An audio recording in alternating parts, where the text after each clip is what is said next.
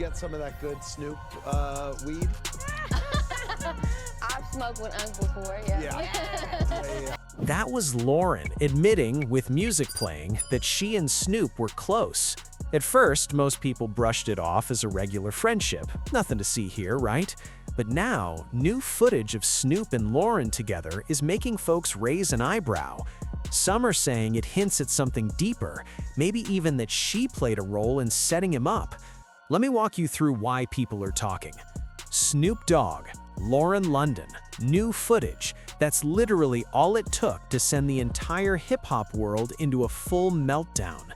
This wasn't just Snoop smiling for cameras or pulling one of his laid-back Uncle Snoop moments. This footage had him standing side by side with Lauren London, Nipsey Hussle's longtime partner, in the aftermath of Nip's murder. And here's the thing, Lauren London isn't just another person in Nipsey's circle, she is Nipsey's circle. From her gut-wrenching tribute at the Staples Center to her powerful BET Awards speech, Lauren became the voice, the face, the symbol of Nipsey's loss. Anyone standing next to her wasn't just standing next to Lauren, they were standing next to Nipsey's entire legacy. After Nip's death, Lauren didn't just grieve, she became the public face of his memory. Yeah, but you don't know till it's at your front door. I always say the front row at the funeral is different. You know, when you have to sit on, like, you know, I've been at a lot of funerals. I've never sat front row at one. That's different. What does that do for you? Shift your perspective on life. You know what I mean? Make you see not only that is life short, but that it's a gift, you know, and because everyone's time is so different. The way she spoke about him, like we just saw, turned her into the living embodiment of Nipsey's legacy. Brands pushed her front and center in campaigns honoring Nip. Award shows handed her the mic for tributes. Documentaries leaned on her voice to tell the story of his impact. She was everywhere, not because she chased it, but because the culture demanded it. People wanted to see her, hear her, understand Nipsey through her. And that elevated her beyond just a partner. She became a chess piece. If you stood beside Lauren, you stood beside Nipsey's memory. That's why this clip caused such an uproar. Being close to Lauren meant being close to Nip's legacy. And in a world where that legacy was already being fought over, Snoop's presence in that frame didn't feel innocent. It felt strategic. But to understand why the reaction was so intense, you have to rewind the moment Nipsey was killed. When those shots rang out in front of the Marathon store, Los Angeles didn't just lose a rapper. It lost a community builder, a businessman, a man who rose above the block while still holding it down. And when someone grows bigger than their block, the fallout is never clean. Love comes with jealousy. Loyalty comes with betrayal. In the immediate aftermath, Nipsey's brother, Black Sam, stepped in as the protector. He wasn't just grieving, he was guarding the empire. He made it clear Nipsey's legacy would stay in family hands, and anyone who disrespected his brother's name would deal with the consequences. That disrespect, bro. When you in their presence, you better smack. In their presence, ain't nobody disrespected, bro. Those weren't empty threats, they were warning shots. Sam knew the vultures would circle. He knew opportunists would try to move in, and he wasn't about to let Nipsey's empire turn into an all-you-can-eat buffet. But here's where things got complicated. Nipsey's empire wasn't just built on paperwork and businesses, it was built on relationships, and relationships crack under pressure. Even among Nipsey's closest people, lines started breaking. Brick Baby admitted he and Black Sam clashed after Nip's death, and that clash came down to loyalty. It basically was like, you rocking with him? Like, you rocking with him? I'm rocking with my brother. That's what Nipsey's loss did. It forced people to choose sides. It made every alliance look suspicious. Grief turned into distrust. And then Charleston White dropped his explosive claim, saying the quiet part out loud. According to him, Nipsey wasn't taken out by just one man, but by the jealousy inside his own circle. All the big homies in the set was jealous of Nip, because all the young niggas love Nip. Nip got bigger than the program, so Nip got killed because Nip. Let that sink in. If Nipsey was killed because he climbed too high, then the threat wasn't only external. His empire was under attack from within. And that's where the industry steps in. While the family fought for control and the streets wrestled with envy, the music industry smelled opportunity. Nipsey had cracked the code. He owned his masters, he owned his brand, he owned his block. Independence was his crown, and in an industry built on exploitation, that made him dangerous. From a prison cell, Suge Knight dropped a claim that tied everything together. He alleged that Puffy destabilized Nipsey and his circle by introducing harder drugs into the mix. Puffy the one got these dudes on hardcore drugs. He was introducing these guys to different type of level of drugs. This wasn't just partying. According to Suge, this was about weakening a movement. Then he aimed straight at Snoop, claiming Snoop was moving behind the scenes, even trying to bail out Keef D, the man tied to Tupac's murder, because he was talking too much. I said, look, I don't have nothing to do with none of that, and I'm not leaving prison to go to nobody county jail. To the point they were saying, well, you can't leave and sacrifice a little bit in the county jail to stop that black man from getting life? Hell no. Just weeks after Nipsey's murder, Los Angeles was drowning in suspicion. The Marathon store became sacred ground, but also contested ground. Who had the right to represent Nip? Who spoke for him? And who was using his name for clout? The whispers got louder by the day. Longtime affiliates were accused of name-dropping Nip in interviews. Social media turned into a war zone. Someone posed by a mural and got called a clout chaser. Another claimed family ties and was labeled a fraud. It was chaos, and that chaos wasn't random. It was the result of Nipsey's death creating a massive power vacuum. Put all of this together, and you can see why people reacted the way they did. Fans expect Lauren London to understand that she isn't just grieving, she's carrying the weight of Nipsey's empire.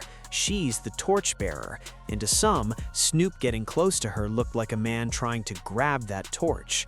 The narrative became that Snoop wanted something from Nipsey's legacy and would do whatever it took to get it, something critics say he's shown before. Whether you believe that or not almost doesn't matter. What matters is perception, and the perception was loud and clear. Snoop Dogg wasn't just mourning, he was positioning. Nipsey's death wasn't just personal, it was political. By standing beside Lauren, Snoop gained proximity to Nip's memory. With that proximity came credibility, and with credibility, he strengthened his role as the West Coast's elder statesman. To some, it looked natural. To others, it looked predatory. Either way, the result was the same. That footage became a symbol of the larger battle over Nipsey's throne. And make no mistake, there was a throne. If you believe what Suge said earlier, then Nipsey wasn't just taken by a lone gunman. He was weakened, destabilized, and left vulnerable by forces bigger than the neighborhood. And who did Suge accuse of playing both sides? Snoop Dogg. That's why the clip hit so hard. It wasn't about what was literally happening on screen, it was about what it represented. To the family, it looked like outsiders stepping in. To the streets, it felt like power shifting. To the industry, it screamed opportunity. And to fans, it felt like confirmation of every suspicion they'd been whispering since 2019. And let's be real, why wouldn't fans be suspicious? Everyone knows Snoop's history. Tupac Shakur, one of the greatest rappers of all time, was gunned down in Las Vegas in 1996. Since then, the story has been retold endlessly, but one detail keeps resurfacing: the people closest to him. And again, Snoop's name gets dragged into that conversation. When Pac was alive, Snoop was his so-called brother-in-arms. They recorded together, they partied together, they shared stages. But behind the scenes, Snoop was also getting comfortable with people Pac openly called enemies. And that history is exactly why this footage reignited everything. That night, when you look at it, Dad said that, hey, we weren't going. Snoop was on, death row, basically Tupac and everything above, and something gonna happen. This call and your telephone number will be monitored and recorded. Warren G says that Snoop was at his house watching the fight, and he had the walkie-talkie, the radio. Take this for example. Big Dre allegedly in the car with Keef D the night Tupac got killed. You'd think anyone loyal to Pac would steer clear of that energy, right? Not Snoop. He actually linked up with Big Dre on a mixtape after Tupac died. When Tupac passed in '96, Snoop was in a tricky spot. Their relationship had been strained in Pac's final days. But after his death, Snoop jumped in as one of Pac's loudest mourners, aligning himself publicly with both the tragedy and the people tied to it, reshaping his image in the process. Think about it. Your brother is murdered. The suspects are still out there, and instead of keeping distance, you're cutting records with them? That's not loyalty, that's betrayal. And Snoop's pattern didn't stop there. Over the years, he's been caught twisting stories about Pac, sometimes exaggerating, other times flat out fabricating. He even claimed Tupac introduced him to blunts. Sounds legendary, right? Except Cameron Diaz admitted she bought weed from Snoop in high school, meaning he was already deep in that lifestyle. So why lie? To craft a legacy.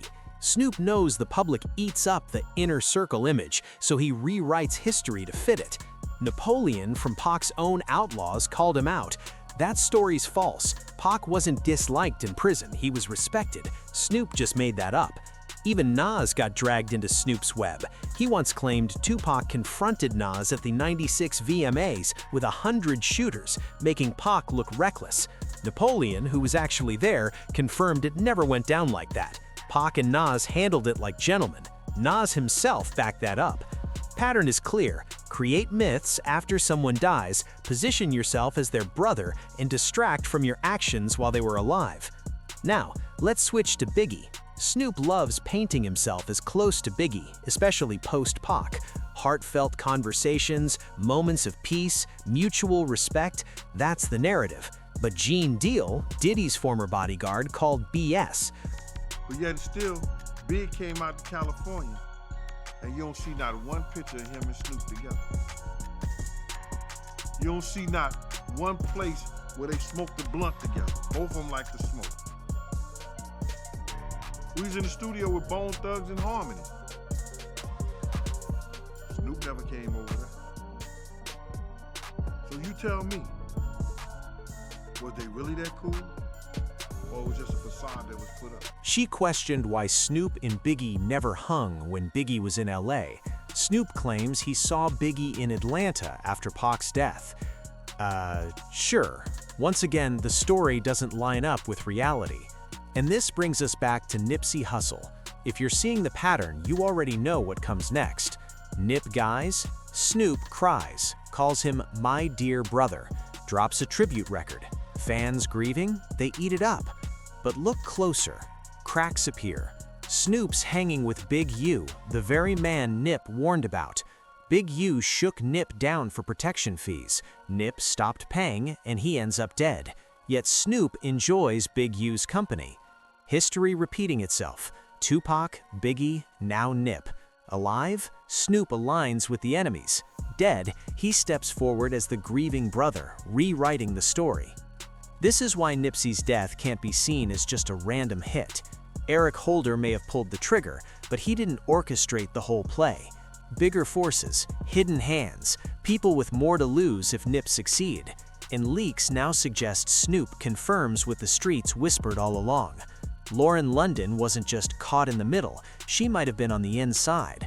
Towards the end of his life, Nip distanced himself from certain industry events, refused to play extortion games. If he'd known a friend by his side had ties to the forces he was dodging, maybe things would have been different. Snoop's survival skills are legendary, and the ripple effect of Nip's death proves it. When Nipsey was gunned down March 31, 2019, it wasn't just a headline, it was a seismic event, shaking music, culture, and communities worldwide. Nipsey wasn't just a rapper, he was proof that you could rise from nothing, stay loyal to your roots, and build something lasting. He owned his masters, built businesses in Crenshaw, hired people society had written off, and lived the loyalty he rapped about. When news broke, LA erupted.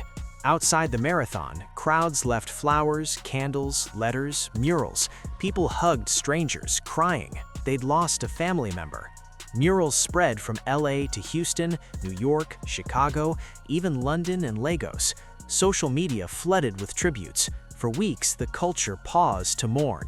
Fans weren't just grieving Nip, they were grieving the future he represented. He showed that independence, ownership, and loyalty could exist together. His death left artists asking, if Nip could be taken down, what hope is left? Younger rappers saw him as a mentor. Roddy Ricch credits Nip for breaking him into the mainstream. YG called him a brother. Kendrick Lamar called him the best of LA. Gritty, independent, visionary. Jay-Z quietly set up a trust fund for Nip's kids, Imani and Cross. LeBron James called him inspiration. Even Barack Obama sent a letter praising his community work. Nip's influence stretched beyond music.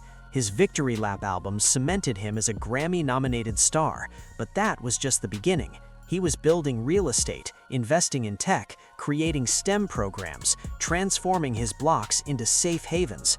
Nip wasn't just a rapper, he was a mogul in the making, shifting power back to artists.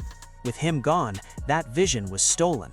Marathon, his clothing brand, his message, yes, they live on, but the full potential of what Nip could have built ended the moment shots rang out in front of his store. Fans lost hope, artists lost a blueprint, the community lost proof that you could rise together. Nip's death wasn't just personal, it was systemic, and whispers began. Maybe it wasn't just Eric Holder, maybe those closest to Nip opened the door for his enemies. That's why fans aren't just grieving, they're angry at Diddy, at Lauren London, at Snoop Dogg. Snoop shows up at the center of these tragedies with a eulogy, but loyalty? Questionable. Grief turned to suspicion, suspicion to outrage, outrage to demand for answers. The footage of Snoop and Lauren too close, tapes linking Lauren to Diddy, Snoop's history with Pac and Biggie, it all paints a picture. Nip's death wasn't the end of the marathon, it was the start of a darker race. Fans and artists lost not just Nip, they lost the future he was building. Thank you for watching. If you enjoyed this video, check out more content on our channel. Take care, and we'll see you in the next one.